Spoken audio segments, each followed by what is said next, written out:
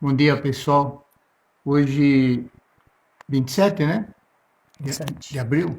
Ou é 28? 26. 26? Isso. Então, eu vou fazer um programa bem elaborado esses dias. Já fiz, anos atrás, dos quadros do Poletti da prova da fruticultura dele como patrono de fruta temperada no Brasil. Isso está mais do que provado. Mas eu vou fazer um programa na semana, quadro por quadro, dando os nomes do que está escrito aqui em termos de fruta. Para não ficar muito vago, eu tenho que fazer um documentário muito bem feito. Então aqui vejo o senhor Ângelo, que é o historiador da Moca, como o Juventus fez 100 anos de fundação do futebol, o clube, né? Lá na Moca. E quem doou o terreno lá, 100 anos atrás, foi o conde Rodolfo Crespi, que era o dono da Tecelagem, que é um prédio grande, que hoje virou Pão de Açúcar, lá na Moca, na Rua dos Trilhos com a Paz de Barros. Lá é um Pão de Açúcar, dá para ver o prédio velho de tijolinho, era um quarteirão inteiro, foi a maior tecelagem do Brasil, do conde Crespi.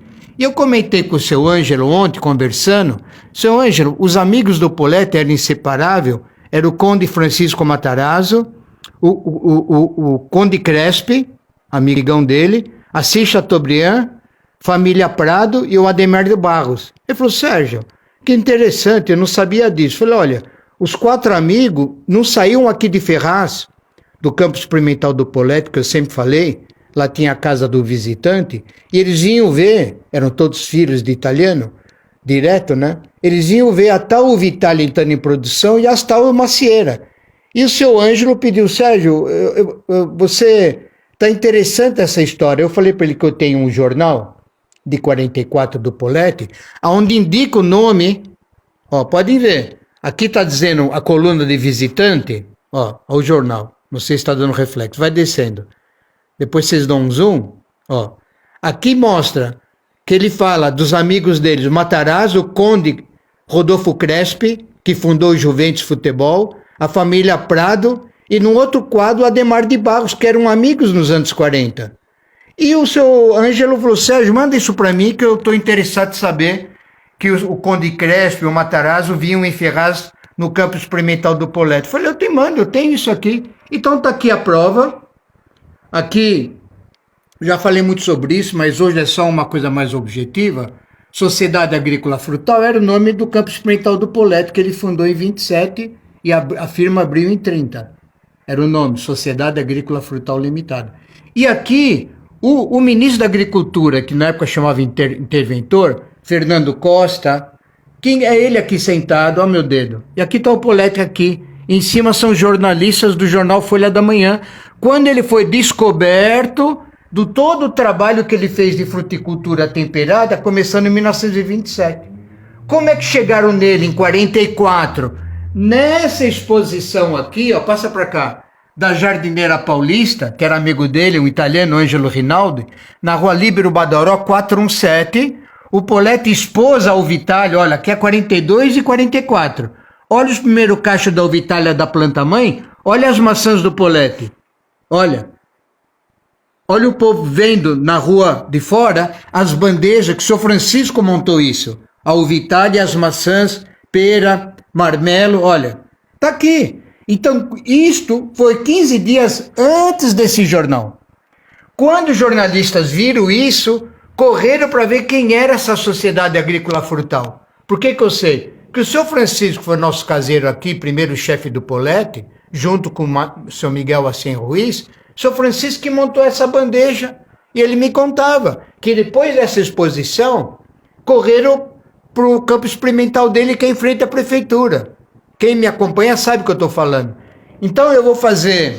Olha, aqui é só uma pequena explicação, onde eu escrevi que Rua Líbero Badaró 471 foi a exposição em São Paulo das frutas em produção do Poletti e o início da Vitália.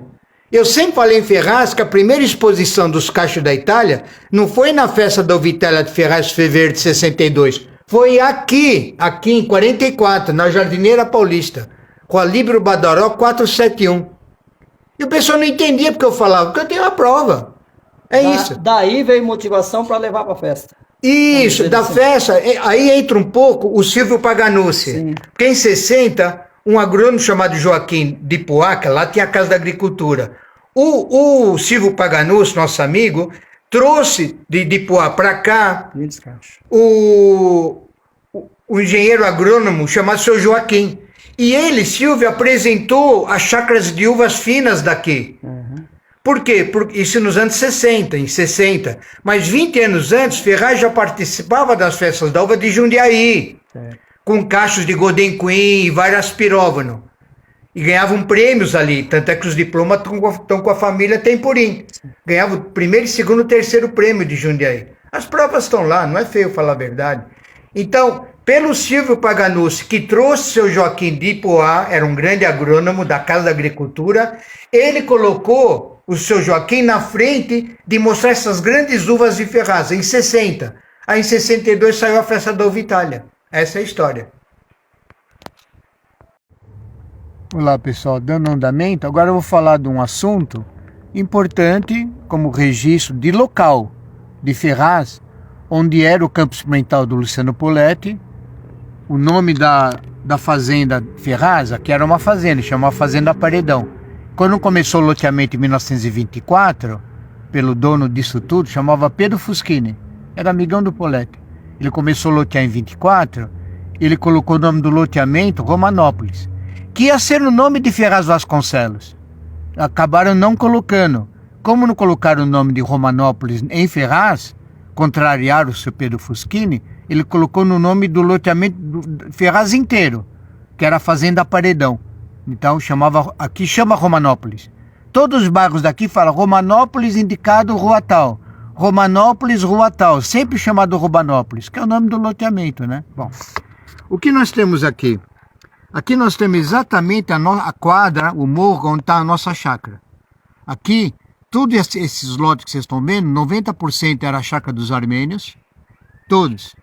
Uma quadra que eu vou apontar é o campo experimental do Poletti, de 27. E o outro, onde hoje é a prefeitura. Hoje, que é aqui, duas esquinas daqui, que a prefeitura, 60 anos atrás, era a chácara de uva e pêssego também. Porque a prefeitura é em frente ao Poletti. Eu já filmei lá. Então, o que é isso, ó? Aqui é a quadra 21 e 22, aqui embaixo, ó. Aqui, ó. Aqui é o Poletti, aqui é a prefeitura. Quarteirão e o quarteirão. O nosso é a quadra 28, aqui em cima. Então veja que nós estamos duas esquinas do Poletti, não sei se dá para vocês entenderem. Poletti está aqui, a chácara do meu avô está aqui. E aqui é a prefeitura, em frente ao Poletti. Está bem explicado. E esse desenho eu peguei no registro de imóvel em Mogi, que está lá as plantas da Romanópolis. Quando eu fui lá 4 ou 5 anos atrás, me autorizaram a pegar as plantas que estavam nas gavetas, lá em Mogi, no primeiro registro de imóvel. Fiquei uma semana lá olhando todos os mapas até eu achar isso. Aí eu achei. Estava dentro de um gavetão grande, vários mapas de Romanópolis inteiro. Eu procurei, no último dia eu achei o que eu queria. Exatamente o nosso morro aqui de cima. Então, aqui, essa parte de baixo aqui, ó, essa curva, essa parte maior era a colônia alemã. Tem 8 famílias lá ainda, os netos. O seu Baxman morava aqui, o dono da fábrica de lixa, de taxa, o Baxman. O Gotthard mora aqui do lado, a casa deles até hoje aqui, nessa curva aqui, ó. Então eles são vizinhos onde era o Poletti, vizinho de fundo, o fundo. E esse miolo aqui, ó, esse miolo aqui, 90%, era todas as chácaras dos armênios. Até esse córrego aqui era uma chácara dos armênios de 3 alqueires. Aqui não tá, aqui é um lote só, 3 alqueires. Aqui é um córrego do Tanquinho, onde desembocava no tal lago que eu falei para vocês, onde hoje é o Mercado Tenda, bem embaixo da chácara. Era um lago bonito, foi aterrado em 74. Então, esse mapa aqui que vocês estão vendo é o Reduto Armênio, o local do Luciano Poletti, a colônia alemã, amigos dos armênios. Eu estou dando a explicação para vocês se posicionarem que esse morro onde está a chácara do meu avô, todo o nosso entorno, que são esses 20 quarteirões aqui em volta, era todos armênios. Por isso que a nossa rua de trás chama Rua Armênia, da chácara, tá? E encerrando, para quem nunca viu, eu sempre falei quem foi meu professor da uva, a história da uva Itália. Aqui é a nossa chácara, em 73. Seu Francisco Antônio defende, na nossa chácara.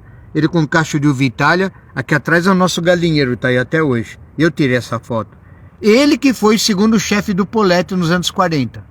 O chefe número era o seu Miguel Acen Ruiz, que eu já contei sobre ele.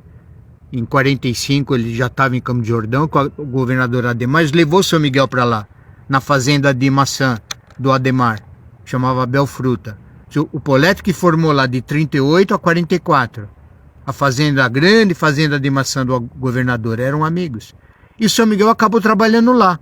Então o seu Francisco me contava tudo do Poletti, porque ele morou com o Poletti nos anos 40. Todo o auge da uva Itália, a primeira produção da planta-mãe em 42, o seu Francisco estava lá, que ele entrou lá em 41, na chácara do Poletti. Viu essa primeira 13 cachos de uva, Poletti, seu Francisco, seu Mussui e o seu Miguel. Seu Francisco falava, Sérgio, nós quatro ficamos olhando o pé, que ele é alto. O Poletti já fazia a Itália alto. Quatro assim, olhando abobado, aqueles cachos bonitos, dourado, a primeira produção em 42. Então tudo que eu sei contar foi graças ao seu Francisco, foi conosco aqui quase 40 anos. Fiz o enterro dele e tudo mais. Então tudo que eu falo, tudo que eu sei é graças ao trabalho dele, tá? Então esse foi meu professor. Se ele não existisse aqui na chácara, tudo que eu estava falando eu não ia saber de nada. A história de Ferraz estava morta. Só não está morto graças a ele e a esposa dele, a dona Ângela. Me contava muita coisa. Que eles são os pais da Maria Helena. Vou filmar a Maria Helena, filha única dele, do seu Francisco. Mora lá no centro. Ela nasceu na chácara do Poletti, em 48. Ela nasceu lá. Nós vamos gravar ela na casa dela, Feliciano, e ela vai contar do americano seu Edward, que era diretor da Shell do Brasil, onde eles moraram lá, e vai contar sobre o Poletti. Ela está com 76 anos, ela lembra de tudo. A última, viu? A última é a Maria Helena. Eu vou gravar ela. Um abração, pessoal.